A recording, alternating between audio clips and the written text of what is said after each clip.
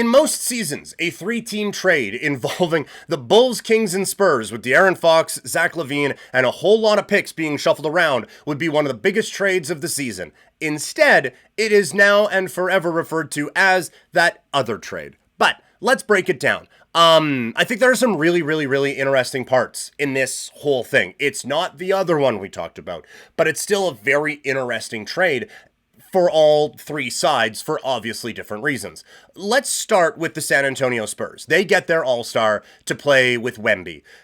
It's going to be a very fascinating fit with Wembanyama, who's obviously taken a step. And so credit the Spurs for understanding this guy is everything we thought he could be. And we owe it to him, our fans, ourselves, to see what we can get out of this guy as quickly as possible.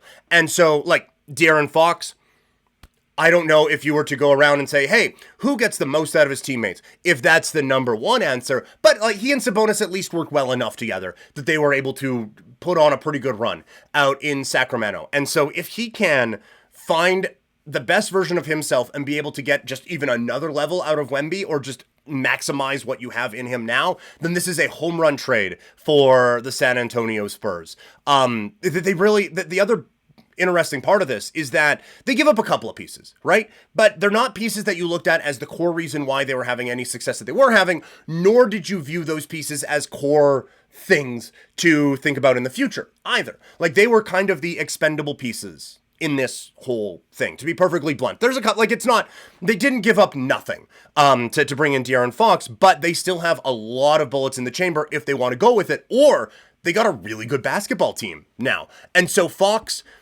I think it is twofold. I think, one, he has the playmaking ability and the talent that he can add a few different notches to Wemby's game and be able to maximize a lot of the different skills with Wemby. He also can take some of the pressure off of him in that, A, when they're on the floor together, you have to pay attention to another player now, and B, you can put Fox out there for a few minutes with just him in the bench and feel okay about what you're going to be doing, at least offensively. So I think that getting another star in there works so well for the Spurs. It is a fit, I think.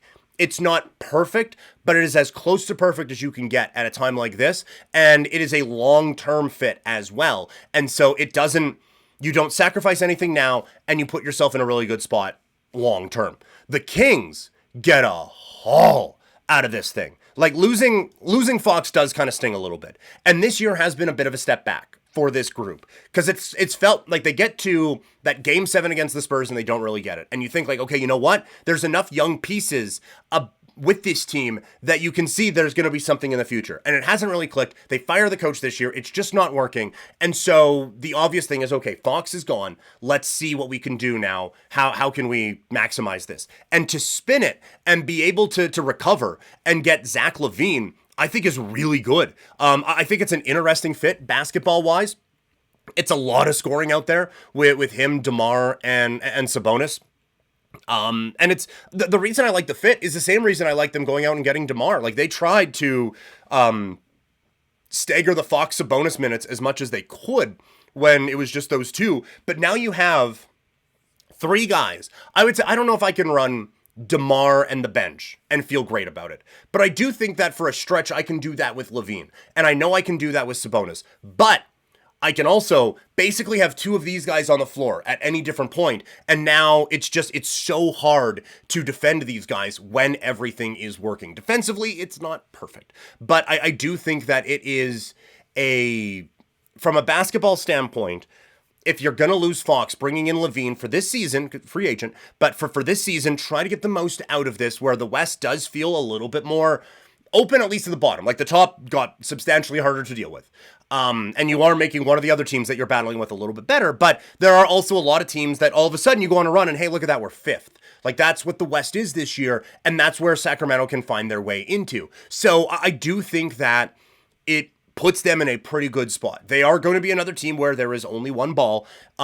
If it works, it's going to work magically. If it doesn't, it's going to be pretty obvious to see where it doesn't. Everyone needs to get theirs, and also defensively, not brilliant, we will say. But that's never been super strong point of that team anyway. So there's a lot of interesting things with that. The other part is they get 3 picks in this trade. So they, like, from a basketball standpoint, you take a slight step back, but you also feel pretty good about how it all fits and how you can still work it. You get 3 picks this year, or 3 picks in this trade, including the Hornets pick this year. The Hornets aren't terrible, but they're not awesome. They're favored by 5 against Washington tonight. So that tells you how the Hornets are doing. That can be a really valuable chip. And so to get LaVine and to get a bunch of draft capital as well is, I think, a very interesting part of this trade. Toxic asking, worried about the size for the Spurs backcourt with Fox and CP3. A little bit, yes, I am. That there is a concern for that a little bit. The one reason I'm not super concerned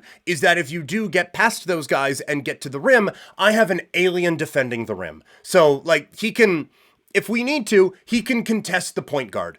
He can figure that out. Maybe that is putting a little bit too much on him when I just said the key is Fox can take some of the pressure off of Wemby. But I think that if you do have a bit of a vulnerability there, Wembanyama can basically be how people would use like Dikembe Mutombo or Yao Ming in NBA Street or NBA Jam. You just stand him at the rim and just swat shit away all the time. That can basically be him. He can basically play goalie at the rim. And I understand there's a goaltending rule. The guy's good enough that he can catch them before they come on the way down.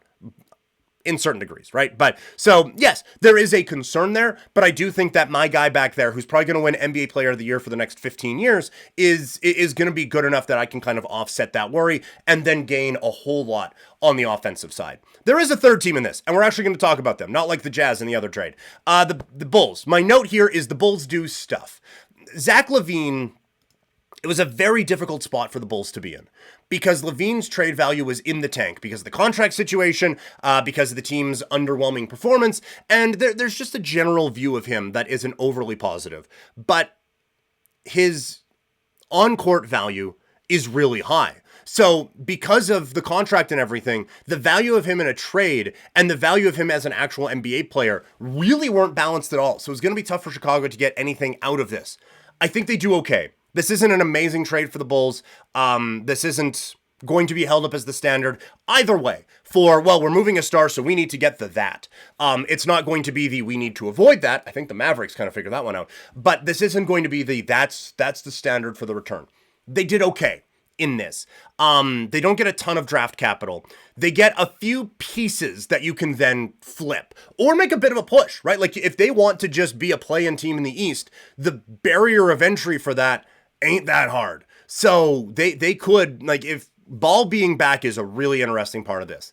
With Ball, Huerter, said that weird, Collins and Vooch, you had something. Again, not a great something. A something that if you get through the play-in, you get the bejesus beaten out of you by either Cleveland, New York, or Boston, whoever you play in the first round. They just do unspeakable harms to your team. But you at least get there. If that is the goal of the Bulls, which for some reason it always seems to be now, then they can do that. But I do think that there is a world where the LaVine trade tree eventually yields the fruit that you want it to from a Chicago standpoint, and they can actually piece a few things together. So this one, it's the Natasha Bedingfield, I think it was. The rest is still unwritten. That's what this trade is for them. There's more pieces to go with that for the Bulls than what we see right now. But like I said, Ball coming back makes this an interesting team. They have a long way to go to be anything that even remotely resembles good.